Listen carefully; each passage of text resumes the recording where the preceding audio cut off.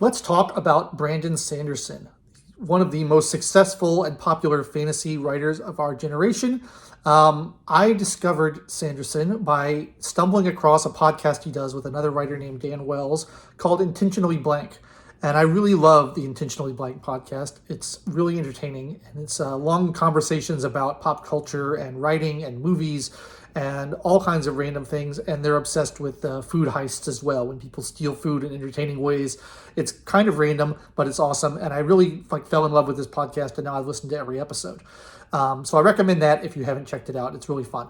I also then started listening to Brandon Sanderson's other podcast called Writing Excuses, which is more about advice for writers. And I like that one a little bit less because, as I've been harping on this channel a lot lately, I get annoyed by advice for writers. I think a lot of it is wrong and counterproductive and discouraging to creativity. And so I don't like that as much, although to Sanderson's credit, he is usually pretty good about saying, you don't have to follow this advice. You don't have to follow these rules. There's no rules in art. Do whatever you want. But here's some guidelines on what I do and what I think is successful and will sell and works. So, he's not to blame on that, but that's just my own personal preference, is I don't like a lot of that stuff. Although some of the advice on Writing Excuses has been helpful to me as a writer as well. But anyway, I've been listening to so much Brandon Sanderson, I realized I've never read any of his books. I'm not a big modern fantasy guy, but I've been trying to get into more fantasy lately. I've been reading a lot of older stuff that I've been connecting with. And I thought, if I'm going to listen to every episode of this podcast, I really ought to read one of his books and see if I like his writing. So I went to the store and I saw what they had, and I picked up Elantris, which is Sanderson's first novel. And I've been told it's not his best novel, but I like to start at the beginning of things. And I thought, let's see what it's not his first novel he wrote, but it's his first published novel. So I thought I'd check it out and see what it's like. And I finished it, and it's pretty good. And I really love the premise of it. I think the premise of it is fascinating. And basically what it's about is there was this city called Elantris. There was this beautiful city of magic and light, full of kind of ethereal, and well, not really ethereal, but like magical beings who glowed with light and who had magical powers and were sort of superhuman in that sense. And then at some point, the magic died, the magic faded, and the city became the city of the dead. And all the people in the city are essentially dead, although they're walking around and they're conscious, but their skin has turned gray and their wounds no longer heal. And although they can still feel the pain of the wounds, they still feel hunger, even though they don't need to eat to stay alive. And so over time, the hunger and the pain and the accumulated suffering of never being able to heal drives everybody insane, and they just kind of wallow in their pain and misery. And that's a really dark and really interesting premise, and I really found that great.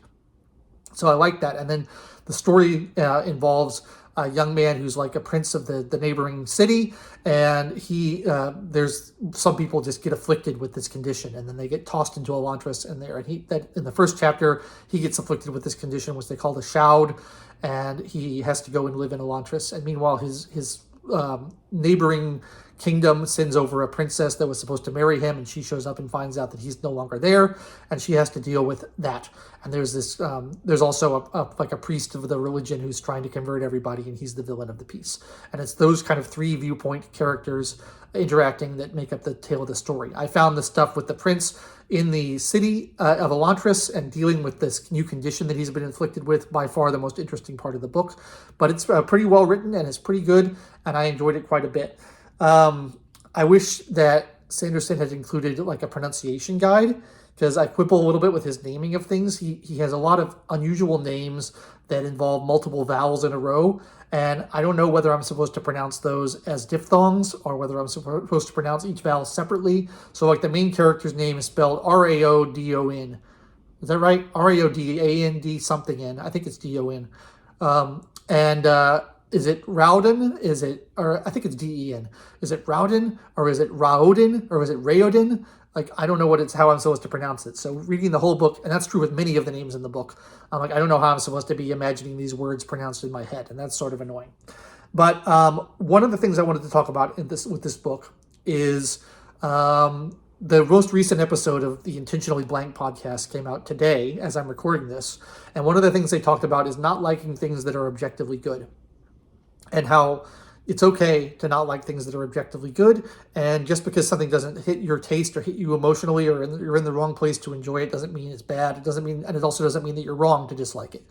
And I did not dislike Elantris. I liked Elantris, but I found that it didn't hit me emotionally the way that a lot of other books I've been reading recently have. I found it enjoyable, but I didn't love it, and I didn't find myself like wanting to read more Sanderson after I read it. And I'm wondering why that is. It reminds me a lot of the Wheel of Time series, which I had a similar response to. I thought it was fine. I enjoyed the first couple books in it, but I just wasn't really gripped by it. I didn't emotionally connect to the characters of the world, and I eventually abandoned the series when I was reading it. And it makes a lot of sense to me that they would have chosen Brandon Sanderson to finish the Wheel of Time series after Robert Jordan died, because I think his writing style is quite similar. There's a lot of politics involved. There's lots of different characters. It's got this epic fantasy feel where things are very long, and there's lots of plots going on at the same time, and there's lots of different viewpoint characters. It makes total sense. And like I said, I think Sanderson is a good writer, but this didn't connect with me the way other fantasy books that I've read recently have. And I always use Lord of the Rings as an example. First of all, it's an incredibly high bar. And secondly, I always use it as an example. So I'll use something different. It didn't connect with me the way that Mervyn Peake's Gormenghast, which I just fell in love with, or The Broken Sword by Paul Anderson, or I recently read a bunch of the Elric of Melniboné series by Michael Moorcock. Love those. Those fantasy books really hit me and really resonated with me, and I emotionally connected to the characters, and I thought they were awesome, and I wanted to read more of them. And this one didn't do that to me. It felt a little bit clinical, and it felt like, I don't know how to put it into words really. It felt like this is sort of a by the numbers epic fantasy, and I didn't really fall in love with any of the characters. I didn't really fall in love with the world, despite finding the premise and the city of Elantris fascinating and a really interesting and creative idea.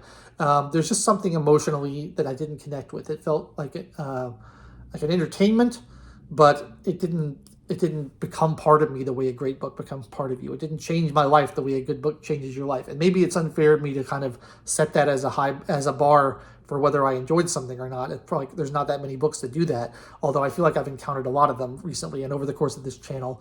I just recently talked about Shirley Jackson's Hangs a Man, which I haven't stopped thinking about since I read it. Incredibly different than this type of book, a very much more intimate and psychological book, but that's the kind of thing that, like, it says something about human nature, and it says something about the human condition that sticks with me and makes me think after it's over. It's not just an entertainment, it's more than that.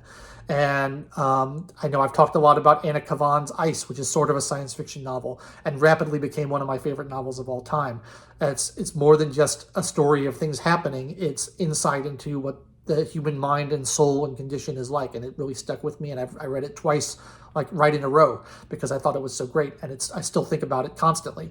I didn't get that with Elantris, and like I said, it's a very competently written book. I think Sanderson is a good writer. I really like him as a person, just like listening to his podcast. I think he's an awesome person, really likable, enjoyable, thoughtful. I love to hear his opinion on things. And I really kind of wanted to become a big fan of his because I like him so much as a person, and I respect him so much as someone who gives advice on writing and someone who gives advice on all kinds of other things. And he says a lot of things in the Intentionally Blank podcast that I really strongly agree with, about like not judging people for their taste on literature, and not saying just because you don't like something doesn't make it bad, or just because you do like something doesn't make it good, and you're not wrong for your preferences. All that kind of stuff I think is great, and he seems to be a very positive and uplifting person, which I really appreciate. I think we need more of that in the world. So I was hoping to kind of become a fan of his. And Elantris, while I thought it was a well-written, competent fantasy book that I got some enjoyment out of, and I thought was fine, I'm not that eager to dive in and read more of his stuff.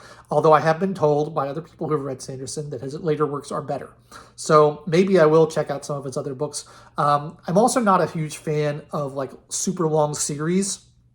I find them just too much of a commitment to get into. I like to read standalone novels. And I don't want to like start a series that's 10 books long and each book is 1,000 pages. Like, that's going to take forever. I don't like doing that very much. And it annoys me that in modern publishing, like, that's the thing that sells, and that's what everyone wants, is like, let's just make an infinity long book series of things that never ends. And I feel the same way about television shows. I tend to watch movies more than I like television shows because you just draw out the action for so unnecessarily long.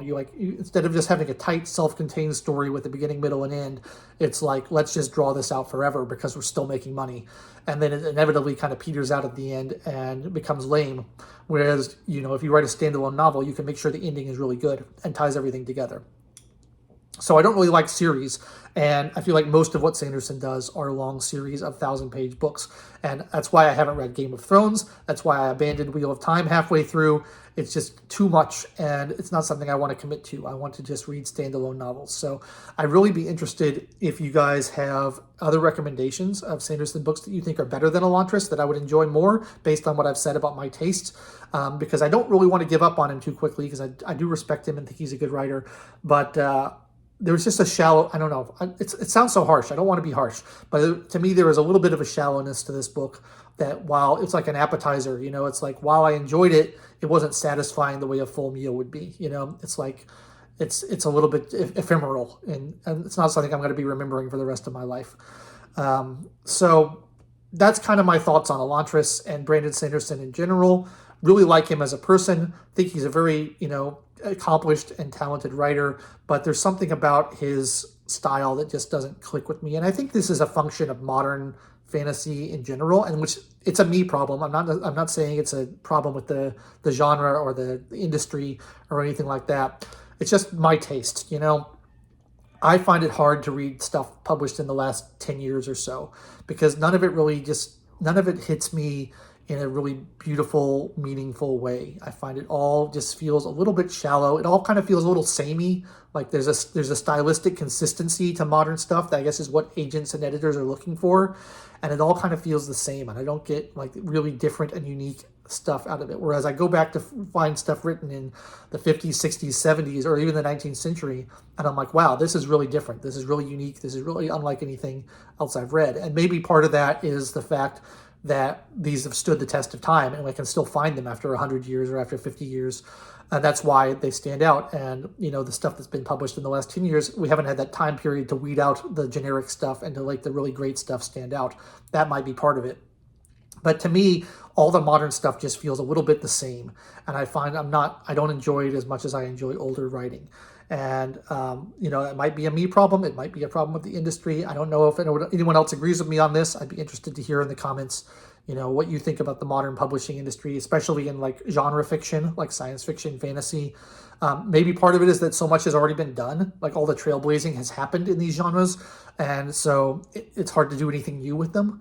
Like, science fiction was pretty new in the 50s, and fantasy was pretty new in the 50s. And there was a lot of room to explore and do things that hadn't been done before. Now it's hard to do stuff that hasn't been done before because it's been so oversaturated with different stuff. So I don't know. Tell me your thoughts on this in the comments below. If you are interested in Brandon Sanderson, I can say Elantris is a good novel, not a great novel. It's not one that I would want to reread, but I do think it shows that Sanderson is a very capable writer and very imaginative. The best thing about the story by far is the ideas behind it, the premise and the creativity that goes into it. I also wanted to mention, which I forgot about, the magic system that he creates. He talks a lot in his podcast about like how he loves to create magic systems. He's got a magic system that involves drawing like line drawings in the air with your finger, and each different symbol has a different power and they do different things. But the magic is broken in this, so none of them really work until they can figure out how to fix the magic. And there's a diagram in the back of the book that shows you all the magic symbols. Let's see if I can find it. Here they are. All these symbols that are used to cast magic spells, and that's really cool. And those head up the chapter headings, and there's a lot of like very intricate world building that goes into this as well. And one of the things I like that he does is he'll drop like special terminology or new words that you're not familiar with without explaining them, and you kind of have to figure out what they mean as the story goes along, which makes the world feel like it's lived in a little bit and like has a little bit of depth. He doesn't over-explain all this stuff to the reader. He lets the reader figure it out through the process of the story unfolding. And that's sort of a show, don't tell thing, which is, the key to good writing. So there we go. That's all I have to say about Brandon Sanderson. Let me know what you think about Elantris and Brandon Sanderson in general in the comments. I'd love to hear what you have to say. If you enjoyed this conversation, please like the video, subscribe to the channel, and click the bell for notifications. And I will be back next week with another book review. Thank you so much for watching. I really appreciate it, and I'll catch you next time.